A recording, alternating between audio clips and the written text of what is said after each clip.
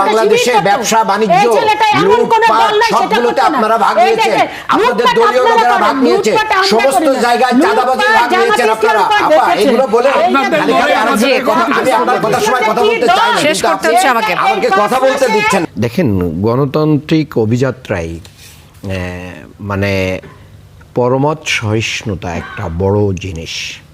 গণতন্ত্র সেইটাই যে আমি আপনাকে পছন্দ করি না, কিন্তু আপনার মত প্রকাশের জন্য আমি জীবনও দিতে পারি, এটা সৌন্দর্য।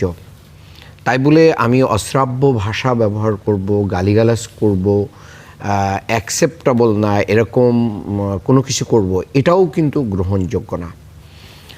আমরা অনেক সময় মাইক পেলে অনেক কিছু ভুলেও যাই, মনে করি যে ঠিক আছে আমার জন্য অবারিত দুয়ার খোলা আছে। আমাদেরকে মনে রাখতে হবে 18 কোটি মানুষ আমাদেরকে জাজ করে। জুলাই গণ অভ্যুত্থানের পরে মানুষ রাজনীতিতে একটা গুণগত পরিবর্তন দেখতে চেয়েছিল, কিন্তু কি হয়েছে আপনার জুলাইয়ের এই এনসিপির যে পদযাত্রাটা হয়েছে জুলাইকে কেন্দ্র করেই হয়েছে, ফ্যাসিবাদের বিরুদ্ধেই কিন্তু সেটা হচ্ছে। নতুন করে ফ্যাসিবাদ যাতে তৈরি না হয় সেগুলোর বিরুদ্ধেই কিন্তু বক্তব্য হচ্ছে। তো সেই বক্তব্য এবং এই জাতীয় পদযাত্রা বিএনপির ক্ষমতাকে তো চ্যালেঞ্জ করছে না। তাহলে আপনি কি ফ্যাসিস্টের পথ অবলম্বন করেই কি তাদেরকে আলোচনার টেবিলে বসাতে চান, যে একটা পদযাত্রায় বাধা দিতে হবে, বেধড়ক পিটাতে হবে, মিডিয়ার গাড়ি ভাঙচুর করতে হবে, সেখানে স্পষ্টভাবে দলীয় অবস্থানটাও ক্লিয়ার কারা করেছে, গেঞ্জি গায়ে আছে, দিনের আলোতে করেছে, তারা বলতেছে। হতে পারে আমার কোনো বক্তব্য আপনার অপছন্দ হতে পারে, আপনি আইনগত ব্যবস্থা নিতে পারেন, কিন্তু আইন তো হাতে তুলে নিতে পারেন না। এবং আইন শৃঙ্খলা বাহিনীর সামনেই কিন্তু এই কাজটা ঘটানো হয়েছে। আচ্ছা, আমার একটা বক্তব্য যদি আপনাকে হার্ট করে তাহলে কি আপনি হাত ভেঙে দিতে পারেন? আপনি কি একজনের চোখ উপড়ে ফেলতে পারেন? আপনি কি তাকে হাসপাতালে পাঠাতে পারেন? এটা কি গণতান্ত্রিক চর্চা? হতে পারে আপনি আমি যদি আপনার মানহানি করি, কারা করেছে এটা তো স্পষ্ট দিবালোকের, সবগুলো মিডিয়াতে এসেছে। হবিগঞ্জে যেটা হয়েছে এটা ছাত্রদল যুবদলের যে সমস্ত সন্ত্রাসীরা, আমি বলবো তারা হয়তো দলীয় কারোর নির্দেশে করেছে কিনা তাও জানি না, অথবা অন্য থার্ড প্লেস থেকে প্ররোচিত ইনফ্লুয়েন্স হয়ে করেছে কিনা সেটা আপনারাই ভালো বলতে পারবেন। বাট রাজনীতিতে এটা একটা অশনি সংকেত। আমরা ফ্যাসিবাদকে বিদায় করে যে নতুন বাংলাদেশ গড়তে চেয়েছি, সেই নতুন বাংলাদেশে এর সাথে এগুলো যায় না। এবং রুহুল কবির রিজভী ভাই এবং আমাদের অ্যানি ভাই যে বক্তব্যগুলো দিচ্ছেন, তাদের এই বক্তব্যও প্রমাণ করে যে কণ্ঠরোধ করার জন্য এমন কিছু পরিবেশ তৈরি করা যাতে এই পদযাত্রাগুলোও কি হয়, মানে নিঃশেষ হয় এবং তাদের এই বক্তব্য বন্ধ হয়, তাদের চলাচলে একটা সীমিত অবস্থায়। আপনি দেখেছেন ঝিনাইদহে থানার ভিতরে ঢুকে কিভাবে আক্রমণ করা হয়েছিল এই নাসিরউদ্দিন পাটোয়ারিকে। কিন্তু তাহলে কিভাবে আপনি একটা থানার ভিতরে ঢুকে, একটা সরকারি দল হোক আর বিরোধী দল হোক, থানার ভিতরে ঢুকে তো মানে আক্রমণ করতে পারে না। থানায় তো মানুষ আশ্রয় নিতেই যায়। এই যে আজকে যে তারা গিয়েছে নাহিদ ইসলামের নেতৃত্বে, বিরোধী দলীয় হুইপের নেতৃত্বে যে তারা গিয়েছে, কিসের জন্য গিয়েছে? সেখানে তো মানে রোগীদেরকে দেখতে গিয়েছে, মামলা করতে গিয়েছে, সেখানে প্রতিবাদ ছিল, এটা স্বাভাবিক। অনেকগুলো 26 জন আহত হয়েছে, তাদের জন্য তাদের কি করণীয় নাই? তাদের কর্মসূচি ছিল। কিন্তু বালির ট্রাক দিয়ে যেভাবে শেখ হাসিনা এবং তার ফ্যাসিস্ট শক্তি মানে ম্যাডাম জিয়ার বাড়ির সামনে বাধা তৈরি করে রেখেছিল, রাস্তার উপরে এরকম ট্রাক আর করে দিয়ে বাধা রাখা হলো, আইন শৃঙ্খলা বাহিনীকে দিয়ে রাখা হলো, পাশে আবার সন্ত্রাসীদেরকে মানে প্রস্তুত রাখা হলো। এই সব কিছু এটা নাহিদ ইসলাম এবং হাসনাত আবদুল্লাহ এবং পাটোয়ারির বক্তব্যকে আমি কোট করে বলছি যে সন্ত্রাসীদেরকে পিছনে লেলিয়ে দিয়ে এখানে আমাদেরকে ব্যারিকেড তৈরি করা হয়েছে। তার মানে পুরো নিরাপত্তা ব্যবস্থাটাকেও কিন্তু কি করা হচ্ছে, এবং পুলিশের বলয়ের ভিতরে থাকার পরেও তাদেরকে আমি মনে করি আমাদের টোটাল রাজনীতিটাকে, আবার এই যে আম্বার নামে যে ছেলেটা, এটা আমি মনে করি টোটাল আমাদের যে এই যে দীর্ঘ মানে এখানে বিএনপি যেমন সহনশীলতার পরিচয় দিচ্ছে, জামাত ইসলামও অনেক ক্ষেত্রে দিয়েছে, আমি বলবো না জামাত ইসলাম দিচ্ছে, এবং এনসিপিরও কিছু কিছু নেতা দিয়েছে এখানে। কিন্তু এই যে দুটো ছেলে আমরা কন্টিনিউ দেখছি তারা পরিবেশকে নষ্ট করবার জন্য পাটোয়ারি সে, আপনি চিন্তা করেন এই নির্বাচনকালীন সময়ে একজন আমাদের অভিজ্ঞ এত প্রবীণ নেতা, যিনি বারবার করে জনগণের ম্যান্ডেট নিয়ে শুধু যে এমপি হয়েছেন তা না, তিনি মেয়রও হয়েছেন, এবং মেয়র হিসাবে তিনি কিন্তু খুবই জনপ্রিয় একজন ছিলেন। সেই নেতাকে, এত প্রবীণ একজন নেতাকে, যে এই 17 বছর, প্রায় 17-18 বছর বার সে জেলে যেতে হয়েছে, এবং এই 17-18 বছরের মধ্যে 5-7 বছর সে জেলেই থেকেছে, সেই নেতাকে যেইভাবে অপমান করে, যেইভাবে বক্তব্য দিত, এর পরবর্তীতে আপনি দেখেন এমন কোনো নেতা নেই যার চরিত্র হনন করছে না, যাকে নিয়ে কথা বলছে না। অথচ এই যে আপনি যেটা হলো সিলেটে, যেই ঘটনা, হবিগঞ্জে যেটা হলো, বিশেষ করে গাউস ভাইয়ের এলাকায়, গাউস ভাই আপনি জানেন যে উনি ওই জায়গায় এত পপুলার, এবং উনি এত মানে সাহসী একজন নেতা, যাকে ওই ফ্যাসিস্টরা বারবার করে কারাগারে নিয়েছে, কারাগারে থেকে কিন্তু সে মেয়র ইলেক্টেড হয়েছে। সেরকম একজন নেতাকে যে যদি বলা হয় তুই ওই ও চোর, ও গুন্ডা, ও মাস্তান, এগুলা বললে আপনি তো বুঝেনি। বাংলাদেশের জনগণ কিন্তু এখনও অসংখ্য জনগণ আছে খুবই ইমোশনাল, খুবই, তারা কিন্তু আপনারা সেন্ট্রাল থেকে আমরা যতই বলি, যেন আমাদের মাননীয় প্রধানমন্ত্রী বলেন, কিংবা আমি বিরোধী দলের নেতা যিনি আছেন তার কথাও বলি, তারা যে সহনশীলতার কথা বারবার করে বলছেন, কিন্তু ওটা এখন পর্যন্ত আমরা কিন্তু এই যে মূল্যবোধের চরম অবক্ষয়ের জন্য সেটা কিন্তু একদম তৃণমূল পর্যায়ে পর্যন্ত যেতে যায় নাই। সেই কারণে আমি মনে করি যে নাসিরউদ্দিন পাটোয়ারিকে কিন্তু উচিত ছিল, যেমন উচিত ছিল এনসিপির সিনিয়র নেতাদের তাকে থামানো, ঠিক একইভাবে তাদের অ্যালায়েন্স যে থাকবে, এবং সেটার দায়িত্ব আমি মনে করি সবারই নিতে হবে। তো এই জায়গায় আমি সবার আগে বলবো, আমার বিরোধী দলের অ্যালায়েন্স যে দলগুলো আছে, এখন তো 11 ছিল, এখন একটা চলে গিয়েছে, 10 দল আছে, তাদের সবাই আমার মনে হয় দায়িত্ব চলে এসছে এই দুটো ছেলেকে মানে থামিয়ে দেওয়া। আর পাশাপাশি আমি বলবো যারা এই ধরনের ঘটনা সংগঠিত করেছে লাঠিসোঁটা নিয়ে, তাদের চিহ্নিত করে তাদেরকেও আমি মনে করি শাস্তির আওতায় নিয়ে আসা উচিত। আবার আসবো আপনার কাছে। সালাউদ্দিন, আপনার কাছে আসতে চাচ্ছি, এই যে নাসিরউদ্দিন পাটোয়ারি এবং সালাউদ্দিন আম্মার, তাদের দুজনকে সামলানোর কথা বলেছেন হেলেন জেরিন খান, এবং আমি যদি হবিগঞ্জের ঘটনাটাকে আবার নিয়ে আসি, এনসিপির গাড়ি বহরে বাধার বিষয়টিকে আপনি কিভাবে দেখছেন? প্রশাসনকে আরও বেশি পেশাদারিত্বের পরিচয় দিতে পারতো কিনা, নাকি আসলেই তাদেরকে সামলানো দরকার, কোনটা?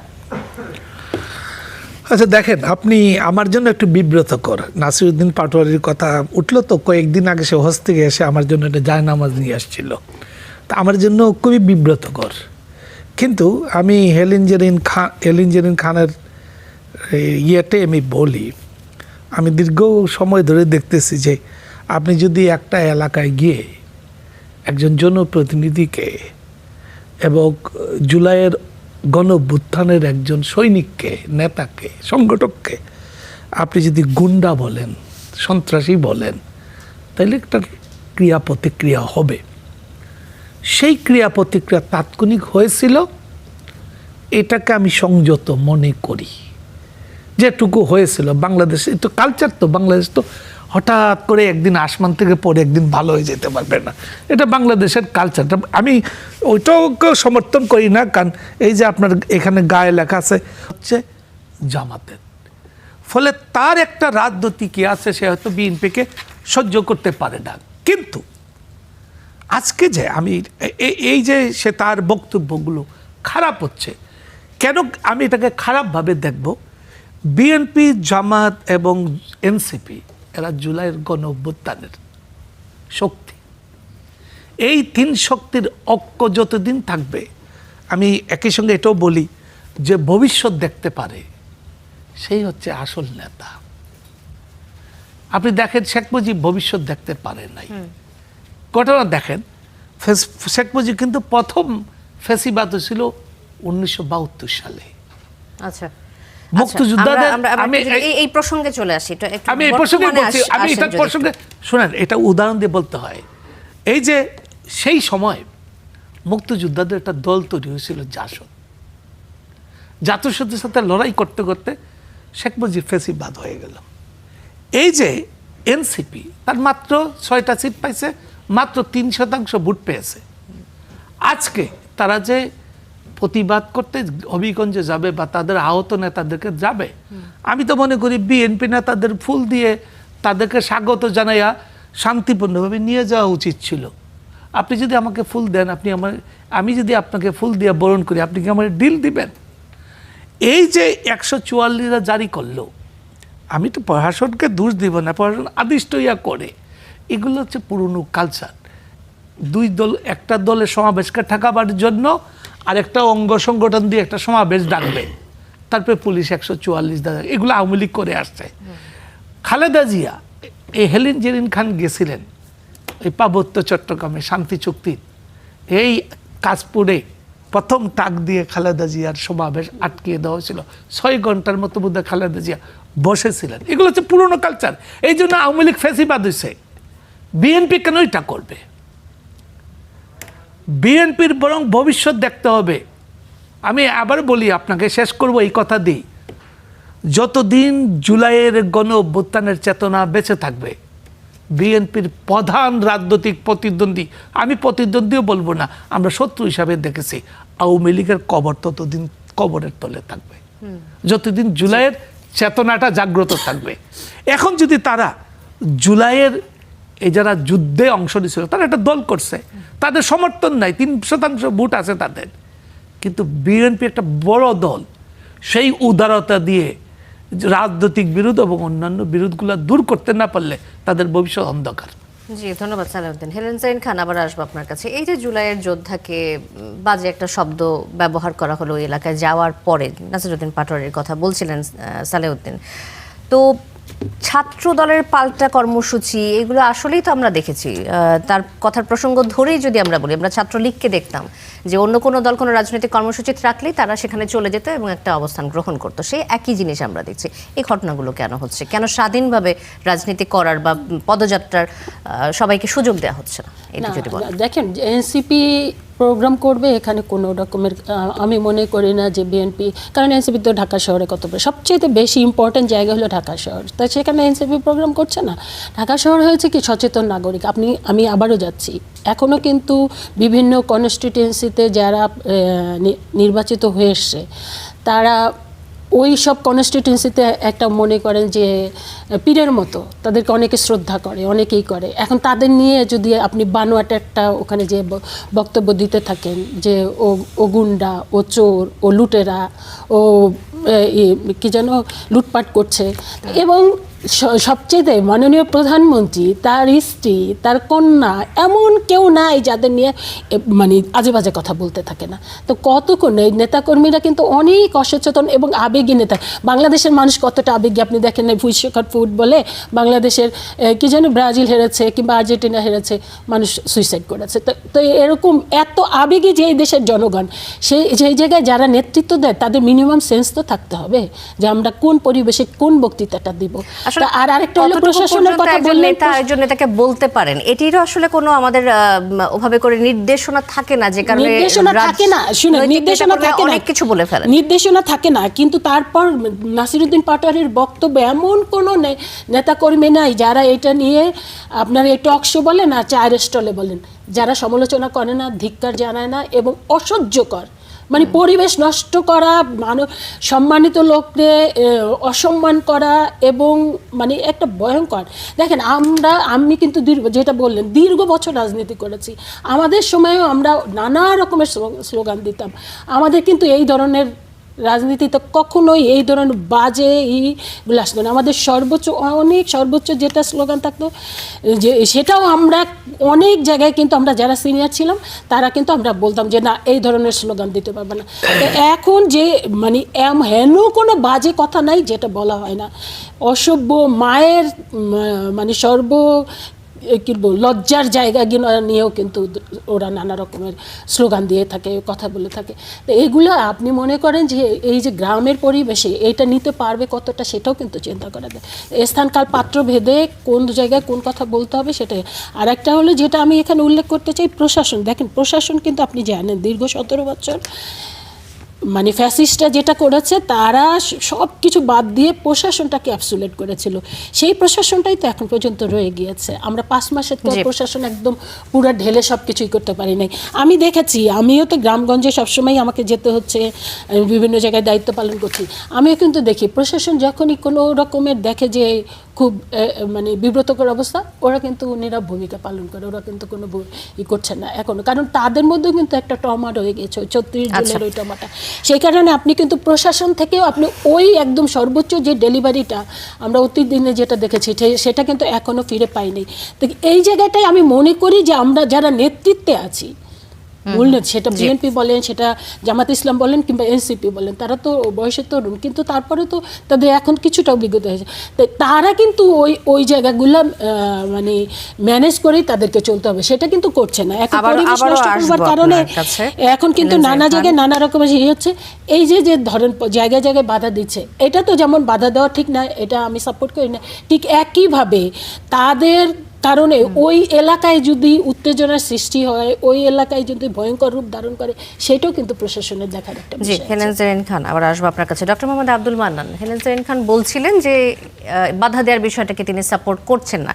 এখন আসি আমরা যে নাসিরউদ্দিন পাটোয়ারিকে নিয়ে যে বারবার অভিযোগটা আসে, তার কথাবার্তা সব কিছুতে কি অসংযত কোনো ভাব আপনি দেখতে পান কিনা? সারাক্ষণ উস্কানিমূলক কোনো বক্তব্য আপনার চোখে পড়ে কিনা? আচ্ছা, আপনাকে এবং আপাকে আমি একটা কথা বলতে চাই। আপা দুইজনের নাম এখন বলছেন, নাসিরউদ্দিন পাটোয়ারি এবং আম্মার। এর আগে আরেকটা নাম ওনারাও বলতেন, সেটা হচ্ছে উসমান হাদি। উসমান হাদি এই দুনিয়া থেকে, হ্যাঁ অনেকেই বলেছেন, অসহ্য বলেছেন না।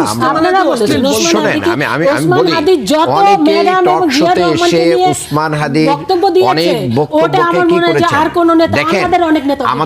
আমাদের তরুণ প্রজন্ম, তাদের নতুন এসেছে রাজনীতি, তাদের ত্রুটি থাকতে পারে, প্লিজ, তাদের বিচ্যুতি থাকতে পারে, কিন্তু গান পয়েন্টে ঠেলে দিয়ে প্রধানমন্ত্রী বাংলাদেশে এসে তার বাবা মার কবর জিয়ারত করার পরেই কিন্তু ওসমান হাদির কবর জিয়ারত করেছে। কাজেই কিন্তু ওসমান হাদিকে আমরা কিন্তু গ্রেফতার করা হচ্ছে না, তার বিচার করা হচ্ছে না, তার নামে একটা হল ঢাকা বিশ্ববিদ্যালয়, এটাও বাধা দেন আপনারা। যে ভালো তাহলে বক্তব্য কি ভালোবাসার কবর জিয়ারত করার ভিতরে তো কোনো পার্থক্য এখন নেই। ওসমান হাদিকে নিয়ে যদি আপনারা রাজনীতি করতে চান, সেটা আমি রাজনীতির কথা বলছি না, আমি আপনাকে আপনার সময় আপনি বলেন। দেখেন, আমি যেটা মানে বলতে চেয়েছি ওই জায়গাটা আমাকে বলতে দিতে হবে। উসমান হাদি দুনিয়া থেকে চলে গেছেন, আল্লাহ তাকে জান্নাতবাসী করুক, এবং এই সরকারের বোধোদয় হোক উসমান হাদির খুনি এবং খুনির সহযোগীদের যেন তারা বিচার করে, এবং এদেশের মানুষ যেন দেখতে পারে তার এই এতিম শিশু বাচ্চা যেন তার হত্যার একটা বিচার পায়। অনেকেই তো পায় নাই। শেখ হাসিনার সময় সাগর রুনি, তার বাচ্চা আজকে মেঘ অনেক বড় হয়েছে, সে ইনকাম করছে। আমি দেখলাম যে সে মানে বিশ্বকাপে জার্সির বানিয়ে সে মানে সাবমিট করেছে। তো আমি বলছি যে আজকে পাটোয়ারি এবং আম্মারকে যদি এভাবে ঠেলে দেওয়া হয়, তাহলে এই প্রজন্মের এরা কিন্তু মুক্তিযোদ্ধা। এই প্রজন্মের মুক্তিযোদ্ধার ত্রুটি বিচ্যুতির আপনি সমালোচনা করেন, তাকে কারেকশন করার চেষ্টা করেন, কিন্তু তাদের পিছনে কোনো গুন্ডা বাহিনীকে লেলিয়ে দেওয়ার কোনো সুযোগ নেই। আজকে আমার আপার কাছ থেকে এই বক্তব্যটা পেয়ে আমি খুব আচ্ছা, আপনারা তো জোটে রয়েছেন, কারেকশন করার দায়িত্বটা যদি ধরেন আপনাদের হাতেই পড়ে, আমাদের সবাইকে সুযোগটা নিতে হবে। আপনারা নেবেন কিনা? অবশ্যই নিব, কেন নিব না? অবশ্যই। যদি কারোর কোনো আপনার কাছে কি মনে হয় তাদের কোনো কিছু পরিবর্তনের প্রয়োজন রয়েছে? অবশ্যই আছে, কারেকশন করার অনেক দিক আছে। রাজনীতিতে আমরা যদি গুণগত পরিবর্তন করতে চাই, সবার ভিতরে সেই কারেকশন নিয়ে আসতে হবে। আমার কোনো একটা স্ল্যাং ল্যাঙ্গুয়েজের কারণে আপনি আমার পরে আঘাত করতে পারেন না, এটা তো পলিটিক্স হতে পারে না। আপা যেটা বলেছেন যে গাউস সাহেব অবশ্যই সাহসী মানুষ, নো ডাউট, কিন্তু ওনাকে আবার কি আপনারা নব্য শামীম ওসমান বানাবেন? এটা কি বিএনপির জন্য অনেক ভালো হবে? এটা বিএনপি কি মনে রাখবে না? সেই শামীম ওসমানরা কিন্তু নাই। এটা বাংলাদেশের ইতিহাস যে শামীম ওসমান দাঁড়িয়ে বিএনপিকে নাই করে দিবে, খালেদা জিয়াকে নাই করে দিবে, বিরোধী দলীয় মতকে মানে কোনোভাবে দেবে না, যে রাজপথে মোকাবেলা করবে, কোথায় আছে? কোথাও নাই। আমি বলি যে বাহাদুরি এবং শক্তি দিয়ে কখনো আদর্শকে পরাজিত, আদর্শকে আদর্শ দিয়ে। আমি এক্সাম্পলই বলতে চাই যে এই জায়গায় যদি হাজারো গালিগালাজের পরে চুপ থাকতো, তাহলে কি হতো? আজকে হামলা করার পরে সারা ওয়ার্ল্ড জেনেছে যে এখানে মিস্টার গাউস এবং তার লেলিয়ে দেওয়া বাহিনী এদের পরে আক্রমণ করেছে। এটাই তো হাইলাইট হয়েছে। আর হাদিসের একটা ভাষা আমি বলতে চাই, কেউ যদি কাউকে গালি দেয় আর সে যদি সেটার উপযুক্ত না হয়, সেই গালিটা তার দিকেই রিটার্ন করে। তাহলে তো এখানে একটা আমাদের গালির জবাবে গালি হতে পারে না, গালির জবাবে ফুল দিতে পারে। আজকেই আমি বিএনপিকে ধন্যবাদ জানাই, মুন্সিগঞ্জের একটা ভিডিও দেখলাম, সেখানে এনসিপির নেতারা ব্যানার নিয়ে দাঁড়িয়ে আছেন, তারা মানববন্ধন করছেন, আর বিএনপির লোকেরা, ছাত্রদলের অনেকেরা তারা তাদেরকে পানি বিতরণ করছেন যে আসেন আমরা অন্য জায়গার চেয়ে একটা এক্সাম্পল সৃষ্টি করি। এটাও তো একটা অনুকরণীয় আমাদের জন্য। ডক্টর মোহাম্মদ আব্দুল মান্নান, আপনি কিছুক্ষণ আগে বলছিলেন এরপরে মির্জা আব্বাসের জন্য কিন্তু যেভাবে কথাও বলেছেন, তিনি কিন্তু অসুস্থ হওয়ার পরে দোয়াও করেছেন মসজিদে যে। তাহলে আপনি সবকিছু নেগেটিভ গুলো দেখেন কেন? পজিটিভও তো অনেক কিছু আছে। এই জন্য আমাদেরকে পজিটিভটাও নিতে হবে। আমরা একটু অন্য একটা প্রসঙ্গ যদি নিয়ে আসি, রাজশাহী বিশ্ববিদ্যালয়, আমি ওই জায়গায় যাওয়ার আগে আমি আপনাকে একটা বলে যেতে চাই। মূলত বিএনপি যেটা চাচ্ছে, সদ্য বিদায়ী প্রেসিডেন্টের যে বিচার এবং দলীয় যে 12টা বড় প্রতিষ্ঠান নির্বাচন কমিশন সহ সেখানে যে বিএনপি ব্যাপক নিয়োগ দিয়ে দিয়েছে এবং নির্বাচন কমিশন থেকে শিক্ষকদের নির্বাচন করতে পারবে না বলে যে সমস্ত ফরমান জারি করছে, এইগুলোকে দৃষ্টি ঘোরাতে একটা মব তৈরি করে বাংলাদেশের মানুষকে অন্যদিকে ইস্যু তৈরি করে ঘুরিয়ে দিচ্ছে, যার কারণেই মূলত এটা তৈরি হচ্ছে। আচ্ছা, ঠিক আছে। ডক্টর মোহাম্মদ আব্দুল মান্নান, আপনি কিছুক্ষণ আগে বলছিলেন যে কেউ যদি গালিগালাজ করে বা বাজে কথা বলে, তার উপর হামলা করার কোনো সুযোগ নেই, এটা করা উচিত না। তাহলে রাজশাহী বিশ্ববিদ্যালয়ের ঘটনাটা যদি আমরা একটু নিয়ে আসি, নিষিদ্ধ ঘোষিত ছাত্রলীগের সাবেক কর্মী অভিযোগে এক শিক্ষার্থী সহ 3 শিক্ষার্থীকে দফায় দফায় মারা হয়েছে, মারধর করেছে রাকসু বিশ্ববিদ্যালয়ের শাখা ছাত্র শিবিরের নেতাকর্মীরা। এই ঘটনাটা আসলে এক নারী শিক্ষার্থী একই বিভাগের আরেক শিক্ষার্থীর প্রেমের প্রস্তাব প্রত্যাখ্যান করেছিল, এই কারণেই হয়েছিল। তো প্রেম ঘটিত অভিযোগের মীমাংসা যে বৈঠক, সেই বৈঠকে ছাত্রলীগ ট্যাগ দিয়ে যে মারধরের ঘটনা, এটাকে আপনি কিভাবে দেখেন? নিশ্চয়ই এটাকে আপনি সাপোর্ট করেন। দেখেন, আমি এক নম্বর কথা, আইন হাতে তুলে নিয়ে আসে যেই হোক, এটাকে আমি সাপোর্ট করি না। ঠিক আছে, এই বিচারটা কোথায় হচ্ছিল? পোক্তার অফিসে হচ্ছিল, কিন্তু বিচারটা পোক্তার অফিসে হচ্ছিল। এবং ঘটনার সূত্রপাতটা কিভাবে হয়েছে দেখেন, ছাত্রদল নেতা মহসিন ছাত্রী নির্যাতনের ঘটনায় তার বিচারের মুখোমুখি হয় এবং ছাত্রদলের সহসভাপতি সাফিন আজমির এর ছেলেরা রাকসু ভবনে যে এই ঘটনাকে কেন্দ্র করে আম্মার সহ কয়েকজনের পরে আক্রমণ চালায়। আম্মারকে কিন্তু ওখানে বেধড়ক পিটিয়েছে এবং সেখানে বাই শিবিরের একজন সেক্রেটারিয়েট মেম্বার এবং তিনি তথ্য গবেষণা সম্পাদক রাকসুর, তাকেও পিটিয়েছে। যখন তাকে পিটানোর খবর শুনেছে, তখন ছাত্র শিবিরের নেতাকর্মীরা সারা জায়গা থেকে এসে তাকে উদ্ধার করেছে এবং যারা পিটাচ্ছিল তাদেরকে মোকাবেলা করেছে। এই জায়গায় কিন্তু সংঘাতটা বেঁধে গেছে।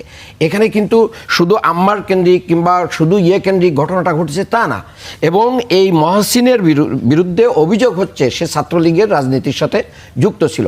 সেখানে তারা কিন্তু স্লোগান দিয়েছে এবং পোক্তারকে বলছে, ভিসিকে বলছে, ভিসি চমৎকার, ছাত্রলীগের পাহারাদার। এটা তো ভিসিকে মানে তারা বলেছে যে আপনি তো এটা করতে পারেন না। এখন এই জায়গায় এসে মানে দেখেন এর বক্তব্যের পাল্টা বক্তব্য কি হয়েছে। পাল্টা বক্তব্যে ছাত্রলীগের ওই এলাকার যিনি সাধারণ সম্পাদক, তিনি বক্তব্য দিয়েছেন আম্মারের কলিজা চিরে বের করে নিয়ে এসে কুকুর দিয়ে খাওয়া দিবে। রাজনীতির ভাষাটা দেখেন। হ্যাঁ, আম্মার সেন্টিমেন্টাল একটা ছেলে, তার কন্ট্রোল হওয়া উচিত।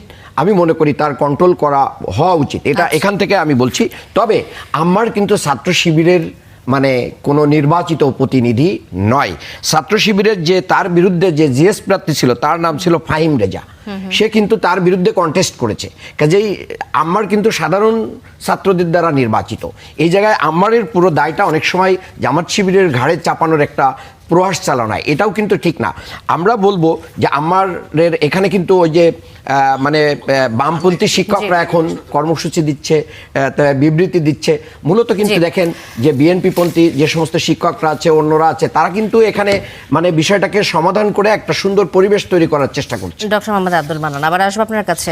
সালাউদ্দিন, আপনার কাছে আসতে চাই এই প্রসঙ্গ ধরে যে রাকসু জিএস সালাউদ্দিন আম্মারের নেতৃত্বে যে লাইব্রেরিতে শিক্ষার্থী পেটানোর ঘটনাটি ঘটলো, বিশ্ববিদ্যালয়গুলোতে আইন হাতে তুলে নেওয়ার এই যে সংস্কৃতি তৈরি হয়েছে, এটিকে আপনি কিভাবে দেখছেন? আচ্ছা, দাঁড়ান, আমি আমার আগের কথাটা একটু শেষ করে ফেলি, কারণ আমার নিজ জেলা কিন্তু হবিগঞ্জ। তা এখানে জিকে ঘোষ নিয়ে যে কথাটা উঠছে, আমি জিকে ঘোষটা দীর্ঘকাল ধরে চিনি, জানি। সে 18 বছর যখন ফেসিবাদ ছিল, তখন বেশিরভাগ সময় কারাগারে ছিল। আর এর আগে সে ছিল ছাত্র নেতা।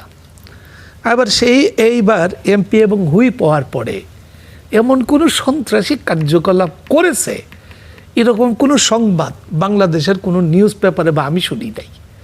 ফলে এখানে নাসিরউদ্দিন পাটোয়ারি গিয়ে যখন একজন হুইপকে সন্ত্রাসী গুন্ডা বলে তখন একটা রিয়াকশান হয়। আমি সেইটুকু পর্যন্ত প্রতিক্রিয়া যেটুকু হয়েছে হবিগঞ্জে সেইটুকু পর্যন্ত আমি অ্যাকশনের রিয়াকশান হয়েছে আমি মেনে নিই খুব অল্প। কিন্তু আজকেই বিরোধী দলীয় চিফ হুইপ আপনি খেয়াল করেন, আমি আগে একটা কথা বলছি যে ভবিষ্যৎটা আমাদেরকে দেখতে যারা পারবে না তারা ভুল করবে। আজকে যে হবিগঞ্জে গেলেন তার মধ্যে ছিলেন বিরোধী দলীয় চিফ হুইপ। এই ঘটনার প্রভাব কিন্তু আমাদের জাতীয় সংসদে পড়বে। এই যে চিফ হুইপকে হবিগঞ্জে যেতে দেওয়া হলো না, এটাই হচ্ছে আমি মনে করি সরকারি ব্যর্থতা। সরকারের উচিত ছিল হবিগঞ্জ শহরের কোনো একটা জায়গায় তাদেরকে নিরাপত্তা দিয়ে সমাবেশটা করিয়ে দিলে এই ঘটনাটা আজকে ইস্যু হতো না। যারা সরকার পরিচালনা করে আমি মনে করি তাদের আরও জ্ঞান বুদ্ধি রেখে এই সব ঘটনাকে নিষ্পত্তি করা উচিত।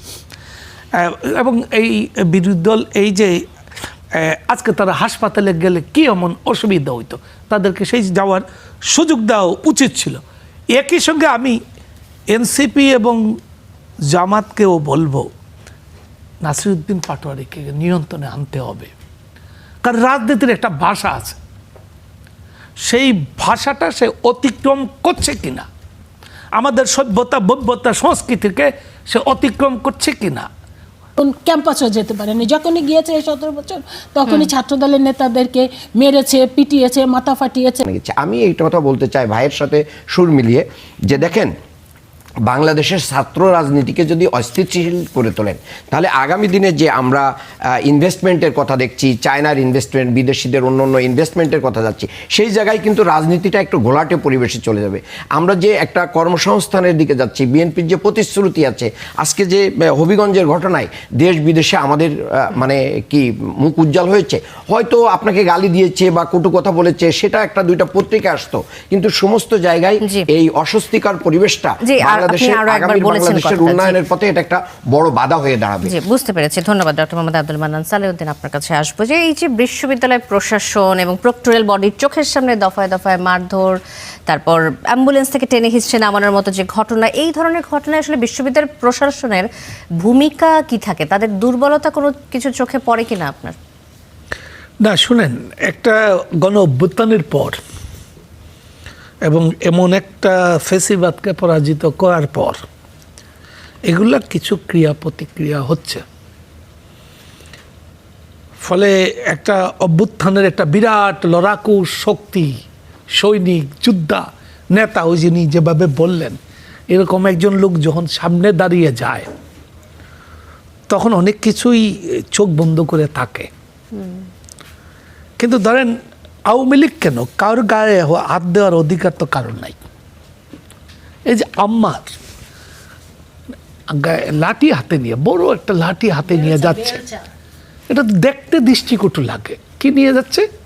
একটা বড়, এটা বোধহয় অনেক লম্বা, এটা দেখতেও তো দৃষ্টিকটু লাগে একটা বিশ্ববিদ্যালয়ের জিএস। আরেকটা বিষয় কিন্তু এখানে মৌলিক, দেখেন আওয়ামী লীগ এই জুলাইয়ের গণ অভ্যুত্থানের পরে এখনো ভুল স্বীকার করে নাই, দায় স্বীকার করে নাই, ক্ষমা চায় নাই। এখন আওয়ামী লীগ বা ছাত্রলীগকে রাজনীতি করার অধিকারের পক্ষে আমি, কিন্তু আমি একই সঙ্গে ভাবি তাকে অধিকার দিলে তো আর কারো অধিকারও থাকবে না। শেখ হাসিনা বলে যে আমাকে আল্লাহ বাঁচাইয়া রাখছে, সে আর ওই কথাটা বলে না উজ্জ্বরাকে যে সবাইকে ফাঁসি দেওয়ার জন্যে। তো এই জন্য এখন আওয়ামী লীগের বেলায় কী করবেন এসব প্রশ্ন কিন্তু বারবার আসবে। একটা ছাত্রলীগ একটা আসবে, তাকে মারবে, ই করবে, এইভাবে তো এটা চলতে পারে না, এটা তো নিষ্পত্তি হওয়া দরকার। আমি দুই একটা দেশের উদাহরণও দিতে পারবো যে এইরকম খারাপ পার্টিকে নিষিদ্ধ করা হয়েছে।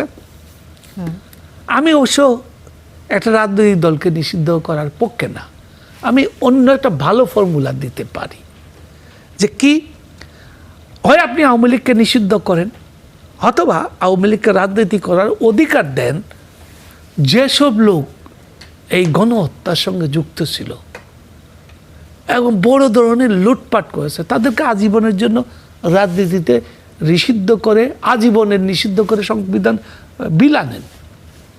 কিন্তু আপনি হাজার হাজার লাখ লাখ আওয়ামী লীগের কর্মীকে, সাধারণ কর্মী হতো, তারা আপনি ঘরে থাকতে দিবেন না, তাকে স্বাভাবিক ইউনিয়ন পরিষদের ইলেকশনে দাঁড়াবে, পৌরসভার ইলেকশনে দাঁড়াবে, স্কুল গভর্নিং বডিতে দাঁড়াবে, সামাজিক কর্মকাণ্ডে অংশ নিতে দিবেন না।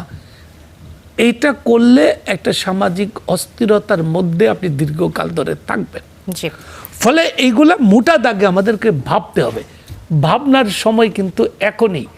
এই জুলাইয়ের শক্তিরা মিলিতভাবে ভাবতে হবে শেষ পর্যায়ে কিন্তু রয়েছে। জুলাইয়ের শক্তিরা যেভাবে দ্বিধা বিভক্ত হয়ে যাচ্ছে, এটা কিন্তু আখেরে সরকারকে ক্ষতিগ্রস্ত করবে এবং ক্ষতিগ্রস্ত একই সঙ্গে জুলাইয়ের গণ অভ্যুত্থানকারী অন্যান্য সংগঠনগুলোও হবে।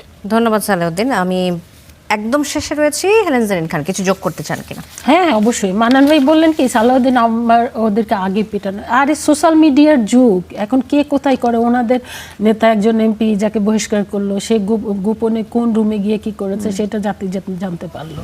আর সালাউদ্দিন আম্মার কিংবা তাদের সাথে নেতাদের ধরে নিয়ে রুমে পিটাবে আর জাতি এটা দেখবে না, এটা হয়? এটা কিছুই হয়নি। সালাউদ্দিন আম্মার এই ছেলেটা পরিবেশ সারাক্ষণই নষ্ট করে, যেমন মুখে বাজে কথা বলে, ঠিক একইভাবে আপনি চিন্তা করেন কি বেলচা, ওই বেলচা দিয়ে একটা ছেলের গায়ে যদি একটা বাড়ি মারতো, সাথে সাথে স্পট ডেট হতো।